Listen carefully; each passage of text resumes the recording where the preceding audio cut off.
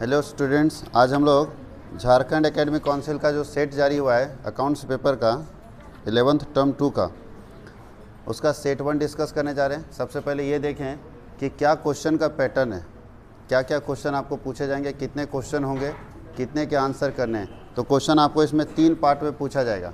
पहला पार्ट होता है very short answer type question, दूसरा होता है शॉर्ट आंसर टाइप क्वेश्चन और तीसरा पार्ट होता है लॉन्ग आंसर टाइप क्वेश्चन। अब very short answer type question में क्वेश्चन नंबर 1 से लेकर 7 तक पूछा जाएगा। 1 से लेकर 7 तक very short answer type question होगा, जिसमें से केवल 5 का आंसर करना है। टोटल 1 से 7 क्वेश्चन होता है, जिसमें से केवल 5 का आंसर करना है। एक क्वेश्चन जो है वो आपके 2 मार्क्स का होगा। तो अगर हम 7 में से 5 का आंसर करेंगे, एक क्वेश्चन 2 नंबर का होगा, तो 5 × 2 10 नंबर क्लियर। अब उसके बाद बोलता है 8 से लेके 14 तक, इधर जो 7 क्वेश्चन बचा शॉर्ट आंसर टाइप क्वेश्चन में 8 से लेके 14 तक में भी किसी 5 का ही आंसर करना है। एक क्वेश्चन 3 नंबर का होगा, तो 5 × 3 = 15 नंबर हो गया। बात समझ आई? तो 15 और 10 25 का काम खत्म। फिर से बात करते हैं, very short answer type question में 7 में से 5 का आंसर करना है। हर क्वेश्चन 2 मार्क्स कैरी करता है, 2 मार्क्स का होता है। और 8 से लेके इधर जो 15 तक क्वेश्चन होगा, उसमें से भी केवल 5 का आंसर करना है। यानी 15 क्वेश्चन में केवल 10 का आंसर करना है। 15 क्वेश्चन में केवल 10 का, 15 नहीं 14 क्वेश्चन आएगा, 7 और 7 14 क्वेश्चन में केवल 10 का आंसर करना है। 4 क्वेश्चन जो भी आपको मन करता है कि हमको नहीं आता उसको छोड़ देना है। यानी शॉर्ट वेरी शॉर्ट में भी 2 क्वेश्चन आप छोड़ सकते हैं जो नहीं आता है, और शॉर्ट आंसर टाइप क्वेश्चन में भी 2 क्वेश्चन छोड़ सकते हैं जो आपको नहीं आता है। अब चलते हैं लॉन्ग आंसर टाइप क्वेश्चन में। लॉन्ग आंसर टाइप क्वेश्चन में आपके पास 5 क्वेश्चन पूछा जाएगा। वो क्वेश्चन रहेगा 15 से लेकर 19, यानी 15, 16, 17, 18, 19। ये 5 क्वेश्चन में से केवल 3 का आंसर आपको करना है। 5 में से केवल 3 का आंसर करना है लॉन्ग में। ये आपके लिए बड़ा अच्छा चीज़ है कि अगर कोई क्वेश्चन नहीं आता तो उसको इग्नोर कर दीजिए। 5 में से 3 का आंसर करना है। एक क्वेश्चन 5 नंबर का होगा, तो 5 × 3 = 15 नंबर लॉन्ग से, यानी लॉन्ग से आएगा 15 नंबर, शॉर्ट से आएगा 15 नंबर और वेरी शॉर्ट से आएगा 10 नंबर। तो 15 15 30 और 10 40 नंबर। 40 नंबर का तो आपका सेट ही है ये।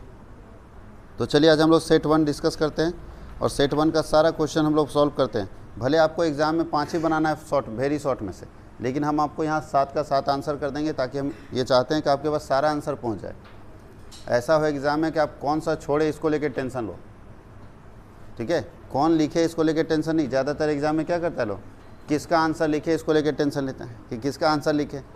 हम ये चाहते हैं कि आप ये टेंशन लीजिए कि किसका आंसर छोड़ दे। सब तो जानते हैं, बढ़िया से जानते हैं। तो 7 का 7 हम लोग आंसर कर रहे हैं, लेकिन आपको केवल कितना आंसर करना है, 5। जब भी एग्ज़ाम में आप बैठेंगे कितने का आंसर करेंगे, 5 का ही आंसर करेंगे, लेकिन हम लोग 7 देख रहे हैं। तो सेट 1 मॉडल पेपर का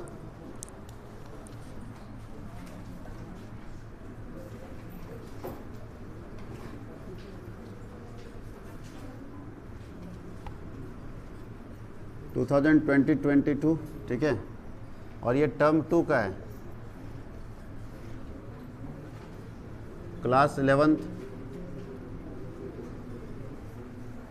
सब्जेक्ट अकाउंट्स, अकाउंटेंसी होता है लेकिन अकाउंट्स लिख दिया, और सेट इसका 1 है। अब हम लोग एक एक करके डिस्कस करते हैं, और ध्यान देना है कि कौन कितने वर्ड में लिखना है, कैसे उसका आंसर लिखना है, ये भी आपको पहले तय करना होगा कि कौन कितने वर्ड में। तो देखिए, जैसे आप क्वेश्चन पेपर का फर्स्ट पेज देखेंगे, उसमें पूरा इंस्ट्रक्शन दिया हुआ है, जनरल इंस्ट्रक्शन कि कितने मार्क्स में कितने वर्ड में लिखना है। 2 नंबर वाला क्वेश्चन कितने वर्ड में होगा। जैसे 2 नंबर का जो क्वेश्चन है, अधिकतम बोर्ड है 1 वाक्य में दीजिए, यानी 2 नंबर वाला जो क्वेश्चन होगा 1 लाइन में ही आपको आंसर दे देना, बहुत ज़्यादा 2 लाइन तक जाएगा। जो 3 नंबर का क्वेश्चन होगा 50 शब्द में लिखना है, यानी शॉर्ट आंसर टाइप क्वेश्चन 50 शब्द में, उससे ज़्यादा नहीं। और जो लॉन्ग आंसर टाइप क्वेश्चन है वो मैक्सिमम 100 वर्ड में लिखना है, मैक्सिमम 100 वर्ड। तो अब आप गिनती करते रहेंगे 100 वर्ड कितने में होता है। एक अंदाज़ा होता है कि 100 शब्द कितने लाइन में आ जाएगा। एक बार लिखते लिखते प्रैक्टिस हो जाएगा, तो आपको उतना लाइन लगभग लिख देना है। कोई दिक्कत है? तो ये लिखा हुआ है तीनों का, मैक्सिमम लिखा हुआ 100 वर्ड्स, मिनिमम हो सकता है, मैक्सिमम 100 वर्ड्स में लिखना है, उससे ज़्यादा नहीं जाना है, ठीक है। उससे ज़्यादा भी जाओगे तो आपका मेहनत बेकार चला जाएगा, नंबर तो उतना ही मिलेगा। तो चलिए सबसे पहले स्टार्ट करते हैं very short answer type question. सबसे पहला हम लोग सवाल का जवाब लिखते हैं। फर्स्ट जो टाइप है वो है very short answer, short type answer बोल सकते हैं, या शॉर्ट आंसर टाइप क्वेश्चन।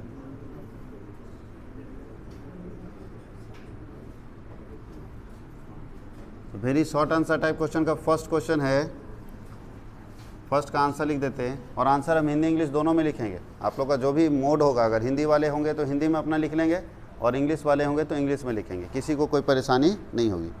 पहला लिखा हरास का क्या अर्थ है, what is the meaning of depreciation, और समझाते भी चले जा रहे हैं ताकि आप लोग को याद भी हो जाए। डेप्रिसिएशन का मतलब क्या होता है, continuous reduction in the value of fix asset. अस्थाई संपत्ति के मूल्य में लगातार अगर कमी होती जाती है तो उस कमी को क्या बोलते हैं, ह्रास बोलते हैं। अस्थाई संपत्ति याद रखना, डेप्रिसिएशन किस पर लगता है, फिक्स एसेट्स पर।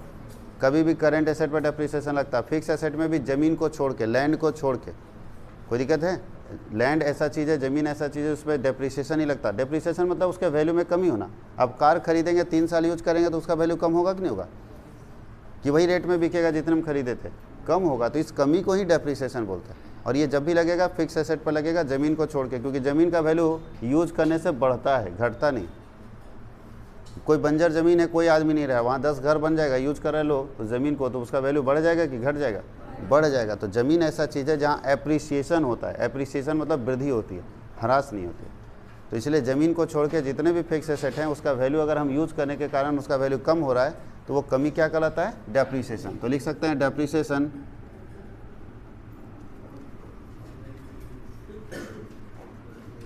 Means continuous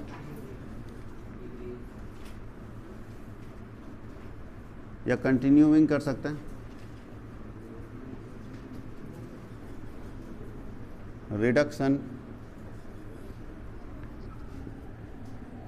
in the value of fix asset. यहाँ एक चीज बात ध्यान दीजिएगा, एक्सेप्ट लैंड, जमीन को छोड़ के ना, बोलता है अस्थाई संपत्ति के मूल्य में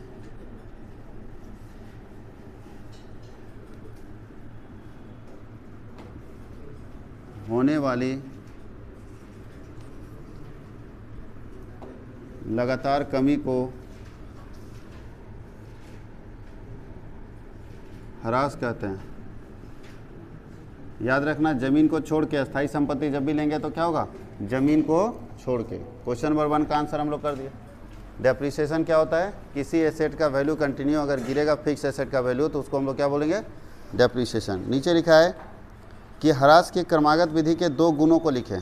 right 2 merits of diminishing method of depreciation. देखिए डेप्रिसिएशन के 2 मेथड है, वैसे तो बहुत सारे मेथड आपको पढ़ना है, 2 मेथड, स्ट्रेट लाइन मेथड और दूसरा होता है डिमिनिशिंग बैलेंस मेथड। तो डिमिनिशिंग बैलेंस मेथड का 2 फायदा पूछ रहा है। क्या फ़ायदा होगा डिमिनिशिंग बैलेंस मेथड में, तो आंसर लिखते हैं, बताइए। सबसे पहला क्या होगा, रियल कॉस्ट ऑफ एसेट निकल जाएगा ना, इसको लोगों find out real cost of asset. संपत्ति का रियल कीमत आपको पता चल जाएगा, संपत्ति की वास्तविक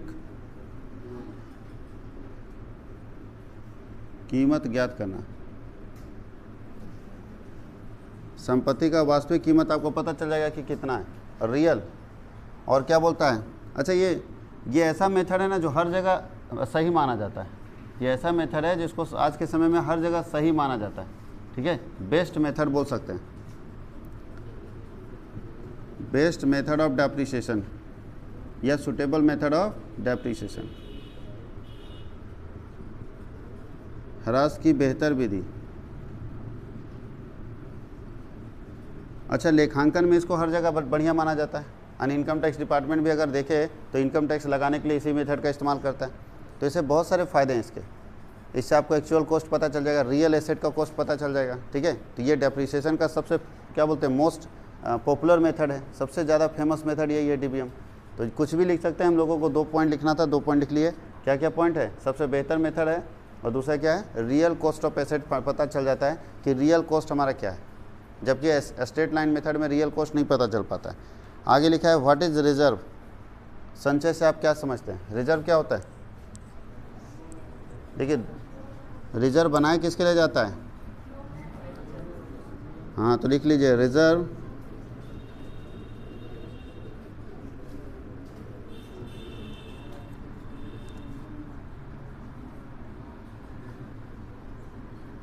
reserve is created for non liability unknown liability. संचय अज्ञात दायित्वों के लिए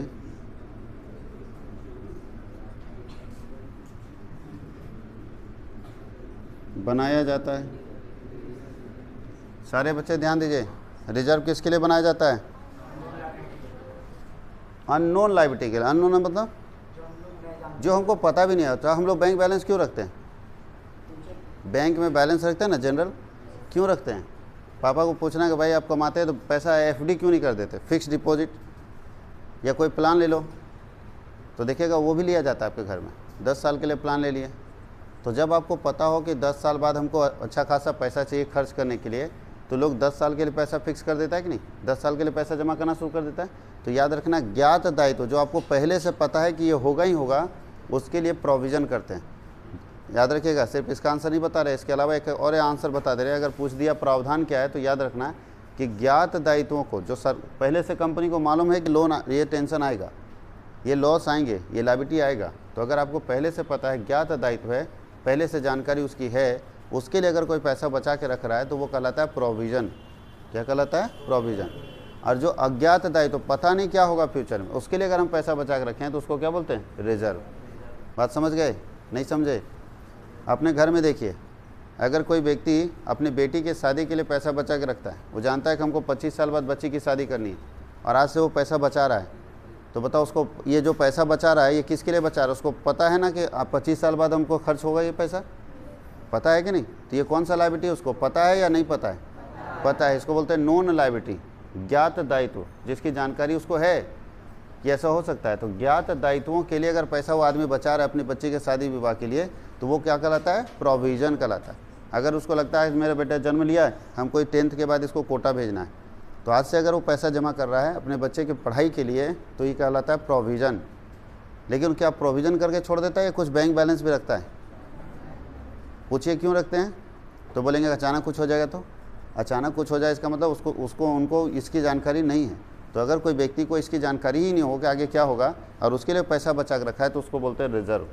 कोई दिक्कत है? रिजर्व अननोन लायबिलिटी होता है। अननोन मतलब पता नहीं सर क्या होगा, लेकिन उसके लिए पैसा बचा के रखें। तो कंपनी को लगता है कि मशीन टूट जाएगा, कुछ भी हो जाएगा अचानक, तो उसके लिए अगर पैसा बचा के कंपनी रखती है तो वो कहलाएगा रिजर्व। और अगर नॉन लायबिलिटी के लिए पैसा बचा के रखती है, जो पहले से पता है कि ये खर्चा होगा, उसके लिए कंपनी अगर पैसा बचा के रखती है, तो वो कहलाता है प्रोविज़न। याद रहेगा, वो क्या कहलाता है? प्रोविज़न। अगर पहले से जानकारी है कि ये पैसे जो कंपनी को मालूम है कि मशीन खरीदें वो 10 साल बाद पुराना हो जाएगा, फिर 10 साल बाद हमको नया मशीन खरीदना होगा। अब कंपनी क्या करिए, 10 साल बाद नया मशीन खरीदना है, 6 करोड़ का, तो आज से पैसा बचा कर रही है। अब ये पैसा बताओ, उनको मालूम है ना कि 10 साल के बाद 6 करोड़ का मशीन खरीदना है? पता है कि नहीं पता है? तो जब पता है तो ये क्या कहलाएगा? प्रोविज़न। और कंपनी पैसा बैंक में रख रही है। पूछो क्यों भाई? तो भैया कुछ अगर इमरजेंसी आ जाएगा, अचानक ज़रूरत पड़ जाएगा, तो कहाँ से पैसा लाएंगे? उसके लिए पैसा अगर बचा कर रखिए तो इसको क्या बोलते हैं? रिजर्व। याद रहेगा। तो reserve is created for unknown liability. अब चलते हैं फोर्थ में। फोर्थ क्वेश्चन का आंसर हम लोग करते हैं। क्या बोल रहा है? What are financial statements? Financial statement क्या है बताइए? तो फाइनेंशियल स्टेटमेंट क्या क्या आता है? फाइनेंशियल स्टेटमेंट आर, तीनों का नाम लिख दो ना, ज़्यादा टेंशन नहीं लेना। कौन कौन है? आपके लिए यही है। वैसे अगर इससे आगे जाएंगे तो 3 स्टेटमेंट आता है। पहला आता है इनकम स्टेटमेंट, दूसरा आता है पोजीशन स्टेटमेंट, और तीसरा आता है कैश फ्लो स्टेटमेंट। तो आप लोगों के लिए इनकम स्टेटमेंट ही पढ़ना है और पोजीशन स्टेटमेंट। तो 2 स्टेटमेंट, पहला ट्रेडिंग, दूसरा क्या है? प्रॉफिट एंड लॉस अकाउंट, और तीसरा क्या है? बैलेंस। अब ध्यान दीजिएगा, ट्रेडिंग और profit and loss account income statement का पार्ट होता है, और ये जो है वो पोजीशन स्टेटमेंट का पार्ट होता है। किसका होता है? Position statement. तो फिनेंशियल स्टेटमेंट 2 ही चीज़ रखता है अपने अंदर समा के, इनकम स्टेटमेंट को और पोजीशन स्टेटमेंट को। अब 5 नंबर क्वेश्चन का आंसर देखते हैं। बोलता है give 2 example of direct expenses. Direct expenses का पहला एग्जाम्पल होगा वेजेज, मजदूरी, और दूसरा कैरेज, भाड़ा इसको बोल सकते हो। ये दो एग्जाम्पल है डायरेक्ट एक्सपेंसेस का। किसी को कोई दिक्कत है? आगे लिखता है what is incomplete system. Single entry system को इनकम्प्लीट सिस्टम बोलते हैं ना, तो बोलता है कि अपूर्ण लेखा प्रणाली क्या है। 6 का आंसर करते हैं।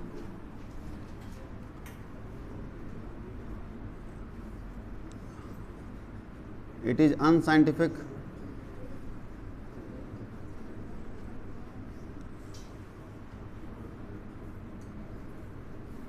method of accounting which is used by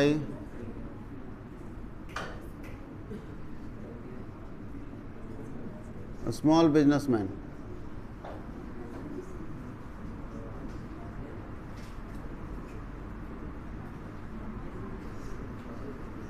यह लेखांकन का अवैज्ञानिक पद्धति है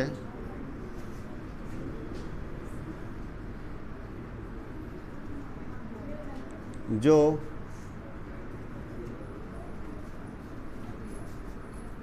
छोटे व्यवसाय द्वारा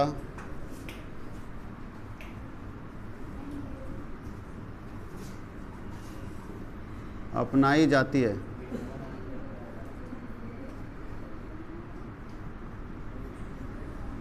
सिंगल एंट्री सिस्टम इसको बोलते हैं, याद रखना। इसी को क्या बोलते हैं? Single entry system. ये इनकम्प्लीट रिकॉर्डिंग है, आधा लिखा जाता है आधा गायब, और छोटा बिजनेसमैन इस सिस्टम को रखता है। आगे बोला what do you understand by software. बताओ सॉफ्टवेयर क्या है?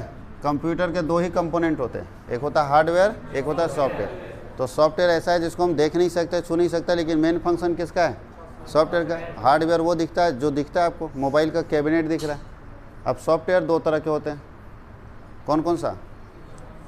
System software, application software. याद है सॉफ्टवेयर कितने तरह के होते हैं? दो। सिस्टम सॉफ्टवेयर का मतलब ऐसा सॉफ्टवेयर जो आपके मोबाइल के साथ जुड़ा हुआ है, जिसको आप एंड्रॉयड बोलते हैं, या अगर एप्पल की बात करें तो उसका अपना सिस्टम सॉफ्टवेयर है। सिस्टम सॉफ्टवेयर जो मोबाइल के साथ जुड़ा हुआ, उसके बिना मोबाइल चलेगा नहीं, कोई काम के लायक नहीं।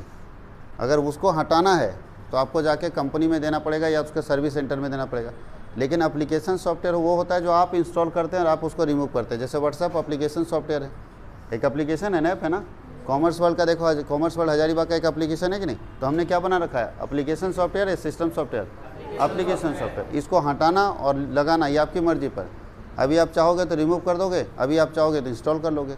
लेकिन आप जो एप्लीकेशन सिस्टम सॉफ्टवेयर है उसको आपकी मर्ज़ी से नहीं चलना है, वो कंपनी की मर्ज़ी से चलेगा।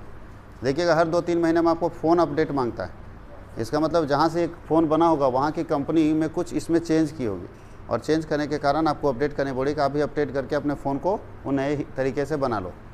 कोई दिक्कत है? तो सॉफ्टवेयर एक ऐसा कंपोनेंट है जिसको हम ना देख सकते हैं ना छू सकते हैं, लेकिन मेमोरी यही है, ब्रेन यही है, सब काम यही करता है। तो लिखो it is a part of computer system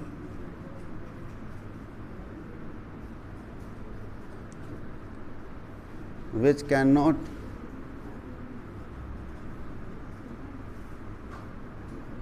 touch and seen। अब सॉफ्टवेयर कितने तरह का? हाँ लिख लो, it is divided into 2 parts. 2 part में बटा होता है। पहला क्या है? सिस्टम सॉफ्टवेयर, और दूसरा क्या है? Application software. अब इसका हिंदी भी लिखने में बड़ा दिक्कत है, कंप्यूटर को हिंदी में लिखना बहुत मुसीबत है। कितना लिखते हो सॉफ्टवेयर? तो कंप्यूटर को इंग्लिश में ही आंसर इसका कर दिया जाए। क्या लिखता है कि कंप्यूटर सिस्टम का पार्ट है जिसको ना देख सकते हैं ना छू सकते हैं, लेकिन फंक्शन यही करता है। कितने प्रकार के बटा हुआ है? 2। पहला होता है सिस्टम सॉफ्टवेयर, दूसरा क्या होता है? Application software. बस काफ़ी, अगर बड़ा रहता है तो और हम लोग लिख लेते, सिस्टम सॉफ्टवेयर के एग्जाम्पल लिख देते, एप्लीकेशन सॉफ्टवेयर का एग्जाम्पल लिख देते, कौन कौन सा है। ये हम लोग कंप्लीट कर लिए। Very short answer type question. अब हम लोग को पढ़ना है नीचे शॉर्ट आंसर टाइप क्वेश्चन में हम लोग चलते हैं। Question number 8। अब ध्यान देना, ये 7 का भले हम आंसर किए, लेकिन आपको इसमें से केवल 5 का आंसर करना है। जो आपको अच्छा लगता है 5 का आंसर कर लो। अब हम लोग चलते हैं शॉर्ट आंसर टाइप क्वेश्चन में। देखिए दूसरा तरीका है short answer type question.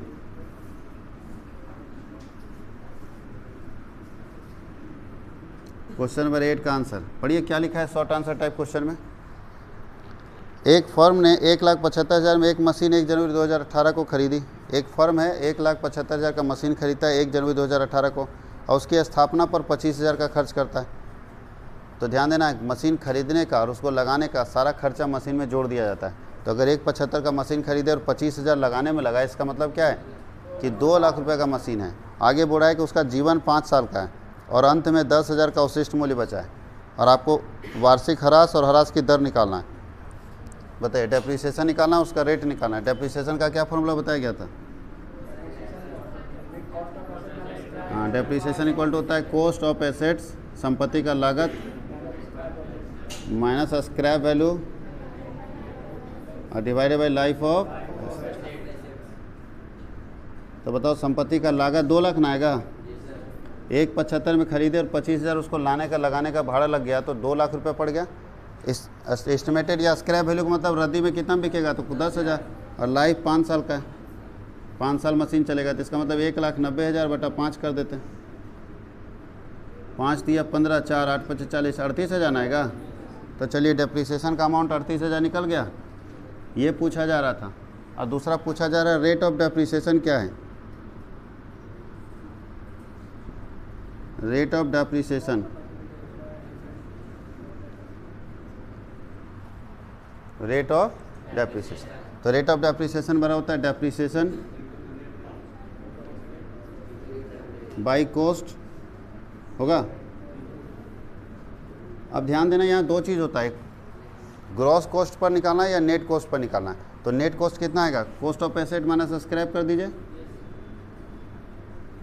Into क्या होगा, तो डेप्रिसिएशन 38,000 नीचे आता है, इंटू 100 कर देते हैं और नीचे कॉस्ट ऑफ एसेट कितना है 2 लाख ना, और 10,000 घट जाएगा तो यहाँ 2 लाख में 10,000 घट जाएगा तो 1,90,000 आएगा। तो कितना आता है 38,50 आना चाहिए और 20,25 100 कितना परसेंट आ जाएगा 20%। किसी को कोई दिक्कत है 20% इसका रेट ऑफ डेप्रिसिएशन और अमाउंट ऑफ डेप्रिसिएशन कितना है इसका 38,000 है। इसको लिखिए, उसके बाद हम लोग नेक्स्ट क्वेश्चन देखते हैं।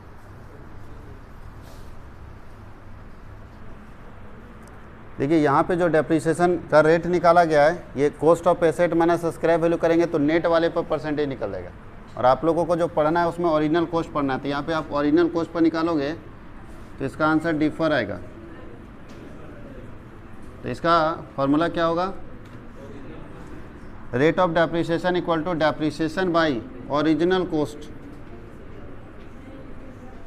इंटू 100। तो depreciation 38,000, original cost 2 lakh into क्या होगा, कटेगा कितने बार में 19 बार में। तो इसका मतलब कितना परसेंट रेट है 19%। कोई दिक्कत है, लिखिए इसको। अब क्वेश्चन नंबर 9 में बोला है कि 3 बेसिक एलिमेंट्स ऑफ डेप्रिसिएशन। कौन कौन सा 3 बेसिक एलिमेंट है डेप्रिसिएशन का, क्वेश्चन नंबर 9। तो इसका आंसर क्या होगा, 3 बेसिक एलिमेंट्स जो कि ज़रूरत है डेप्रिसिएशन के लिए। तो सबसे पहला ज़रूरत होगा कॉस्ट ऑफ एसेट्स, संपत्ति की लागत।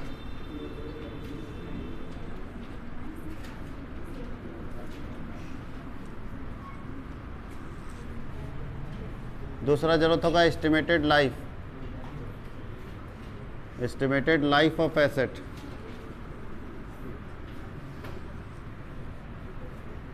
संपत्ति का अनुमानित जीवन।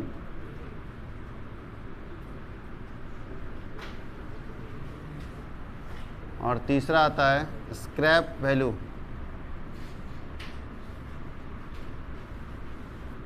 अवशेष मूल्य। 3 होगा इसका एलिमेंट बेसिक जो कि डेप्रिसिएशन निकालने के लिए काम देता है। सबसे पहला कॉस्ट ऑफ एसेट, संपत्ति का लागत। कैसे निकालेंगे कॉस्ट ऑफ एसेट, तो कॉस्ट ऑफ एसेट निकालने के लिए क्या किया जाता है, purchase cost plus carrying cost plus installing cost को जोड़ दिया जाता है। यानी संपत्ति खरीदने का लागत, उसको भाड़ा लाने का जो भाड़ा लगा और लगाने का जो भाड़ा लगा, तीनों को जोड़ देते हैं तो निकल जाता है कॉस्ट ऑफ एसेट्स। यानी कॉस्ट के अंदर 3 लागत जोड़ते हैं। संपत्ति को खरीदने में कितना खर्च लगा, उसको लाने में कितना लगा और उसको लगाने में कितना लगा, यानी तीनों कॉस्ट को जोड़ देंगे तो निकल जाएगा cost of asset. Estimated life of asset, ये आपके क्वेश्चन में दिया रहेगा, किसी भी संपत्ति का जीवन होता है, ठीक है भाई। अगर प्रॉपर्टी आया है, मशीन आया है, मोटरसाइकिल आया है, तो उसका एक लाइफ है। अब लाइफ समय के आधार पर भी हो सकता है, जैसे मोटरसाइकिल है तो समय के आधार पर भी हो सकता है, किलोमीटर के आधार पर भी हो सकता है। कोई बोलता है 10 साल में पुराना हो जाता है, लेकिन कोई को ऐसा बच्चा है कि गाड़ी को 3 साल इतना चला दिया कि 3 साल में गाड़ी पुराना हो गया, तो किलोमीटर के आधार पर भी हो सकता है। तो संपत्ति का अपना अपना सबका सिस्टम है कि कौन सा प्रॉपर्टी किस आधार पर कीमत उसका तय होता है। स्क्रैप वैल्यू का मतलब है कि अगर 10 साल का लाइफ है इस प्रॉपर्टी का, तो ये प्रॉपर्टी 10 साल बाद कितने में बचेगा, कितना का बचेगा। मतलब 10 लाख का प्रॉपर्टी है, 10 साल लाइफ है, तो 10 लाख का प्रॉपर्टी को 10 साल यूज़ करेंगे तो कितने रुपए का 10 साल बाद बचेगा। अच्छा, कुछ बचेगा कि एकदम जीरो हो जाएगा, कुछ ना कुछ तो बचेगा। लोहा तो बिकेगा केजी के हिसाब से, तो जो बचेगा उसी को बोलते हैं स्क्रैप वैल्यू या एस्टिमेटेड वैल्यू। स्क्रैप वैल्यू या एस्टिमेटेड वैल्यू, कोई दिक्कत है। तो अब हम लोग चलते हैं 10 नंबर। देखो, इसको आपको थोड़ा सा एक्सप्लेन भी करना है, इसको थोड़ा सा एक्सप्लेन भी करना है आप लोग को। इतना 3 नंबर, अगर आप 3 नंबर का क्वेश्चन लिखना चाहते हैं तो ये मत करना 3 पॉइंट लिख के छोड़ देंगे, थोड़ा थोड़ा एक्सप्लेन करना होगा। जैसे सबके बारे में लिखना होगा, स्क्रैप वैल्यू क्या होता है, एस्टिमेटेड कॉस्ट ऑफ एसेट क्या होता है, कॉस्ट ऑफ एसेट क्या होता है। ये सब अगर आप समझ गए तो आसान पड़ेगा। थोड़ा लिखना है आप लोगों को। अब सबके बारे में तो लिखना संभव नहीं है यहाँ पे। संचय के 3 महत्व बताइए, बताइए। रिजर्व के 3 इंपॉर्टेंस बताइए। तो सबसे पहले क्या होता है, रिजर्व किस लिए बनाया जाता है, to meet future losses, future uncertain losses कर दो।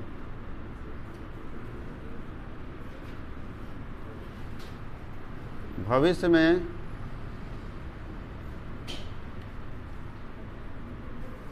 अनिश्चित हानियों की पूर्ति के लिए, मतलब है कि अगर फ्यूचर में कोई ऐसा अनसर्टेन लॉस हो रहा है जिसका कोई एस्टिमेशन पहले से आपके पास नहीं था, उसके लिए आपको क्या करना होगा, रिजर्व बना के रखना होगा। अच्छा, बिजनेस अगर रिजर्व आपके पास अच्छा है तो आपका फाइनेंशियल पोजीशन भी तो स्ट्रांग होगा। तो दूसरा है क्या करने के लिए, हाँ, टू हेल्पफुल ही लिख लीजिए, हेल्पफुल इन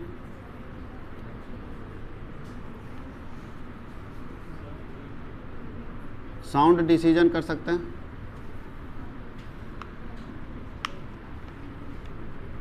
अच्छे निर्णय में सहायक,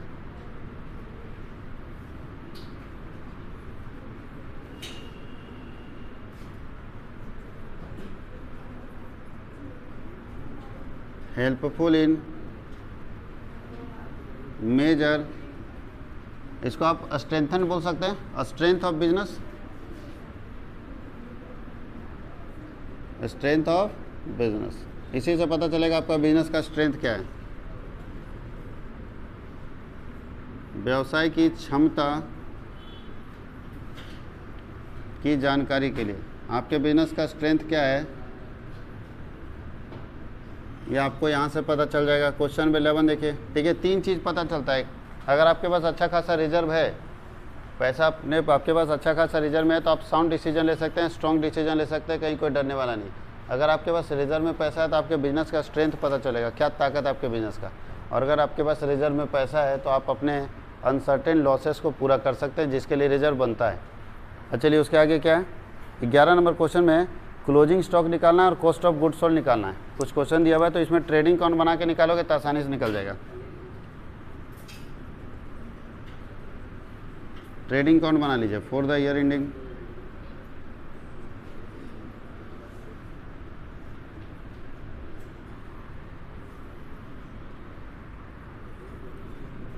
ट्रेडिंग अकाउंट कैसे बनता है, तो अगर ट्रेडिंग बिजनेस आप कर रहे हो तो आपके यहाँ ट्रेडिंग अकाउंट बनाने के लिए वैसे सारे खर्चे यहाँ लेंगे जो माल लाने के लिए लगता है। माल लाने में जितना खर्चा लगता है सब यहाँ लो, बेचने का खर्चा यहाँ मत लेना। तो चलिए देखिए क्या क्या दिया हुआ है। ओपनिंग स्टॉक दिया, ओपनिंग स्टॉक डेबिट में जाता है। जिनको फॉर्मेट पता है वो जानते हैं कि ओपनिंग स्टॉक ट्रेडिंग के डेबिट में कितना है, 10,000। सेल्स क्रेडिट में जाता है, सेल्स में सेल्स रिटर्न माइनस होके जाता है, नेट से लिखते हैं। तो देखिए नीचे कहीं सेल्स रिटर्न है तो माइनस करके लिख दीजिए। 40,000 अंदर में लिखेंगे, माइनस सेल्स रिटर्न कितना रिटर्न है? 3000। तो बाहर आ जाएगा 37,000 होगा। परचेज उसके बाद है कैरेज इनवर्ड है ना, तो कैरेज इनवर्ड थोड़ा सा नीचे कर देते हैं, परचेज पहले लिखेंगे, कैरेज इनवर्ड। माल खरीदेंगे तब ना भाड़ा लगेगा। अब बहुत बच्चा देखेगा इसको ऊपर लिख देगा कि पहले भाड़ा लगा बाद में माल खरीदे, ऐसा कैसे हो सकता है? पहले भाड़ा लग गया फिर बाद में माल आया, ऐसा होता है कि माल आता है तब भाड़ा लगता है। इसलिए सिस्टमेटिक लिखेगा। परचेज यहाँ पे लिखेंगे, टू परचेजेज, परचेजेज कितना है? 10,000। उसमें रिटर्न देखो माइनस करो, तो रिटर्न माइनस करो क्योंकि हमको नेट परचेज चाहिए। अब खरीदे और कुछ वापस कर दिए तो उसको हटा देंगे, नेट परचेज चाहिए, निकल गया। कैरेज इनवर्ड कितना था? 2,500। अब ऊपर से पढ़ते जाइए। सेल्स रिटर्न हो गया, ग्रॉस प्रॉफिट दिया हुआ है और परचेज हो गया 50। वेजेज दिया हुआ है, वेजेज भी डेबिट में लिखिए, कितना है? 12,500। अब ध्यान दीजिएगा ग्रॉस प्रॉफिट दिया हुआ है। हम लोग ग्रॉस प्रॉफिट है तो निकालते थे ट्रेडिंग बना के, लेकिन ग्रॉस प्रॉफिट दिया है, इसका मतलब है कि जब भी ग्रॉस प्रॉफिट दे तो समझ जाएगा कि क्लोजिंग स्टॉक मिसिंग है। इस साइड का बैलेंस निकलेगा ना, देखो इधर टोटल ज़्यादा आएगा, डेबिट साइड टोटल इसका ज़्यादा आएगा। टोटल कीजिए कितना आ रहा है? 15,000। 15 और 8 कितना होता है? 23 और 10 33,000 आ रहा है। इधर 33,000 नहीं, इधर ही कम आ जा रहा है जी। अच्छा, ग्रॉस प्रॉफिट का अमाउंट लिखे ही नहीं। ग्रॉस प्रॉफिट 15,000 है ना, ये लिखे ही नहीं। चलिए आप बताइए कितना आएगा? ये 48,000 आएगा ना। तो 48,000 में 37 घट जाएगा तो कितना बचता है? 11,000 ना। और ये मेरा क्या निकलेगा? Closing stock. जब ग्रॉस प्रॉफिट दिया रहेगा तो क्लोजिंग स्टॉक निकल गया। दूसरा निकालना था कॉस्ट ऑफ गुड सोल्ड। दूसरा क्या निकालना है? Cost of good sold. तो कॉस्ट ऑफ गुड सोल्ड बहुत आसान है निकालना। कैसे निकलेगा बता देते हैं। ग्रॉस प्रॉफिट आपको बताए थे, net sale minus gross profit equal to cost of good sold. तो नेट सेल कितना करते हैं? 37,000 का बेचते हैं और 15,000 प्रॉफिट कमाते हैं। ध्यान दीजिएगा, 37,000 का बेचते हैं और 15,000 का प्रॉफिट कमाते हैं। लागत कितना होगा? 37,000 का बेच के 15,000 कमा रहे हैं तो लागत कितना होगा? 22,000 ना होगा। माइनस करके निकालेंगे। तो कॉस्ट ऑफ गुड सोल्ड का फॉर्मूला है, कॉस्ट ऑफ गुड सोल्ड बराबर होता है नेट सेल्स माइनस जीपी, मतलब gross profit. Net sale minus gross profit. तो 37,000 नेट सेल है, ग्रॉस प्रॉफिट आपका 15,000 आ रहा है, इसका मतलब 22,000 का आपका लागत होगा। कॉस्ट ऑफ गुड सोल्ड का मतलब है जिस सामान को बेच रहे हैं उसका लागत क्या है, जिस सामान को बेच रहे हैं उसका लागत क्या है। तो खुद सोचिए ना, 37,000 का बेच के 15,000 कमाएंगे तो लागत कितना होगा? 22,000। अब चलते हैं 12 नंबर क्वेश्चन। आपको पूछ रहा है इसमें कि कौन कैपिटल रिसिप्ट है और कौन रेवेन्यू रिसिप्ट है। 12 नंबर में पूछ रहा है कौन कैपिटल रिसिप्ट है और कौन रेवेन्यू रिसिप्ट है।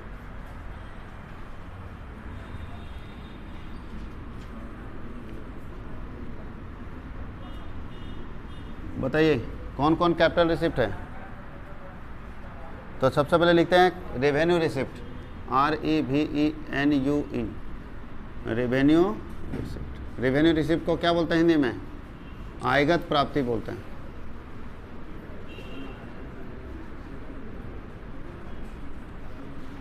और दूसरा होता है कैपिटल रिसिप्ट।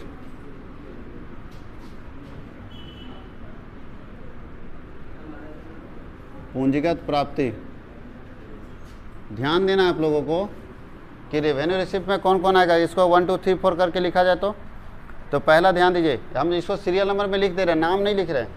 पहला जैसे सेल ऑफ गुड्स उसको 1 मान रहे हैं, एडिशनल कैपिटल 2 मान रहे हैं, रेंट 3 मान रहे हैं, सेल ऑफ लैंड 4 मान रहे हैं और amount receive from selling of newspaper 5 मान रहे हैं। बात समझ गए? 1 2 3 4 5। तो यहाँ चलिए एक करके देखते चले जाते हैं। तो बताइए सबसे पहले सेल ऑफ गुड्स। अच्छा पहले ये बताइए कैपिटल रिसिप्ट और रेवेन्यू रिसिप्ट में क्या अंतर है, तो आप लोग खुद चुन के बना दोगे। कैपिटल रिसिप्ट ऐसा रिसिप्ट होगा जो बार बार नहीं होने वाला होगा। जो कभी कभी होने वाला रिसिप्ट है उस रिसिप्ट को क्या बोलते हैं? Capital receipt. कभी कभी होने वाला। और अगर रेगुलर कोई इनकम आता है तो वो इनकम आपका कहलाता है रेवेन्यू रिसिप्ट। जैसे मेरे लिए ट्यूशन फी रेवेन्यू रिसिप्ट है, हाँ या नहीं? लेकिन अचानक कहीं लेक्चर देने के लिए बुलाया गया, वहाँ जा गए और हमको वहाँ से 1,000 रुपये मिला, क्या रेगुलर मिलेगा?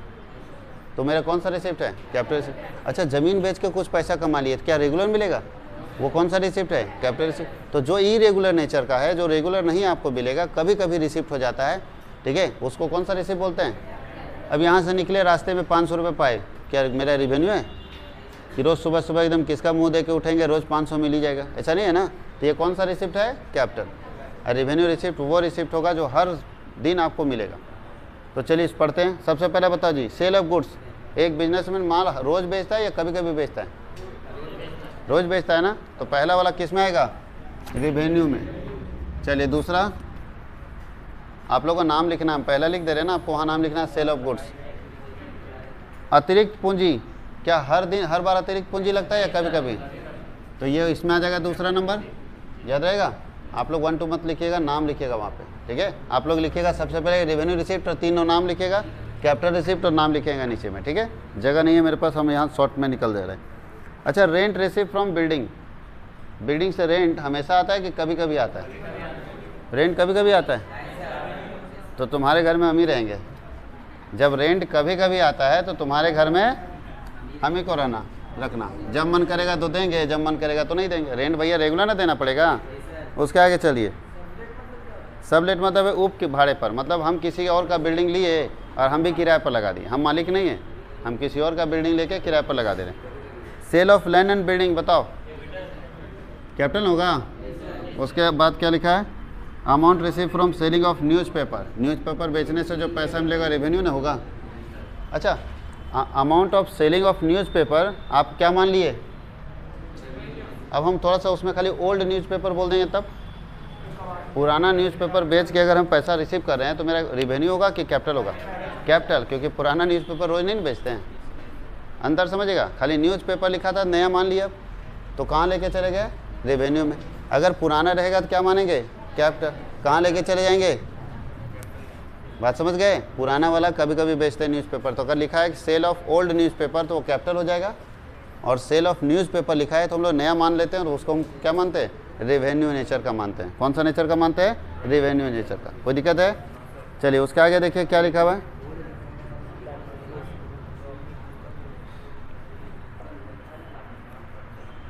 थोड़ा ध्यान दीजिए, 30 number question single entry system का है, और सिंगल एंट्री सिस्टम में आपको प्रॉफिट निकालना है 30 नंबर क्वेश्चन में। बोलता है मोहन जो अपनी पुस्तकों में सिंगल एंट्री सिस्टम के आधार पर तैयार करते हैं, आपको यह बता रहे हैं कि 31 मार्च 2019 को और 1 अप्रैल 2018 को उनकी पूंजी, एक उल्टा दे दिया है, 31 मार्च 2019 को क्लोजिंग कैपिटल है 1,75,000 का और ओपनिंग है 1,90 का, और आगे आपको सूचित करते हैं कि वर्ष के दौरान उन्होंने 70,000 ड्राइंग किया है और 20,000 रुपया अपने विनियोग को 5% प्रीमियम में बेच के जो रकम मिला उसको व्यवसाय में लगा दिया। लाभ हानि निकालना है। सिंगल एंट्री सिस्टम में प्रॉफिट लॉस कैसे निकलता है? सिंगल एंट्री सिस्टम में प्रॉफिट लॉस निकालने के लिए होता है क्लोजिंग कैपिटल। कितना है क्लोजिंग कैपिटल इसका? 1,75, 1 लाख। इसमें ऐड कर देते हैं ड्राइंग को। देखिए ड्राइंग दिया हुआ है, कितना ड्राइंग किया है? 70,000। तो दोनों को जोड़ दें कितना आएगा? 2,45,000। इसमें माइनस करते हैं ओपनिंग कैपिटल। ओपनिंग कैपिटल कितना दिया? 1,90,000 और माइनस करते हैं एडिशनल कैपिटल। अब थोड़ा ध्यान दीजिए, एडिशनल कैपिटल कैसे निकलेगा? 20,000 का इन्वेस्टमेंट था मेरे पास, उसको 5% फ़ायदे में बेच दिए। तो 20,000 का 5% फ़ायदे में बेचे तो कितना फ़ायदा होगा? 20,000 का 5% फ़ायदा, तो 20,000 का 5% कितना आता है? 1,000। अरे 20,000 गुने 5/100 करेंगे 1,000 आएगा ना। इसका मतलब 20,000 का चीज़ हम 21,000 में बेच रहे हैं। कितने में बेच रहे हैं? तो बोला क्या है कि 20,000 का प्रॉपर्टी 5% फ़ायदे में बेच दिया और जो पैसा आया उसको बिजनेस में लगा दिया। तो बिजनेस में 20,000 लगाया कि 21,000 लगाया? बात समझ में आ रहा है? 5,000 का 20,000 का प्रॉपर्टी 5% प्रीमियम, प्रीमियम मतलब फ़ायदे में बेचा, ज़्यादा में। तो अगर 5% ज़्यादा में बेचे होंगे तो हमको तो 21,000 ना मिला। कैसे 21,000 आया? तो 20,000 इंटू 5/100 निकालेंगे तो 1,000 आता है। तो 20,000 का प्रॉपर्टी आप 1,000 फ़ायदे में बेच रहे हैं तो 21,000 आया। और यहाँ साफ लिखा है कि जो रकम प्राप्त हुआ है वो सब बिजनेस में लगा दिया। तो एडिशनल कैपिटल 20,000 और प्लस 20,000 का 5%, यही ना होगा? 20,000 का 5%, तो 21,000 टोटल आएगा और उसको यहाँ लगा दिए। तो टोटल आपका कितना हो गया? ये 1, 9, 2, 11, 2 लाख 9, 2, 11 होगा 2,11,000। अब निकाले कितना प्रॉफिट आ रहा है? ये 34,000 का प्रॉफिट आ रहा है। कितने का प्रॉफिट आ रहा है? ये सिंगल एंट्री सिस्टम में प्रॉफिट निकालने का तरीका है। कैसे निकालते हैं एक बार रिपीट करते हैं। Closing capital plus drawing minus opening capital minus additional capital. Closing capital plus drawing minus opening capital minus additional capital, इससे निकल जाएगा net profit single entry system में। कौन सा एंट्री सिस्टम है? सिंगल एंट्री सिस्टम में हम लोग नेट प्रॉफिट यहाँ से फाइंड आउट कर लेंगे। फिर से रिपीट करते हैं। Closing capital plus drawing minus opening capital minus additional capital, ये इससे हम लोग निकाल लेंगे net profit under single entry system. इसको लिख लीजिए।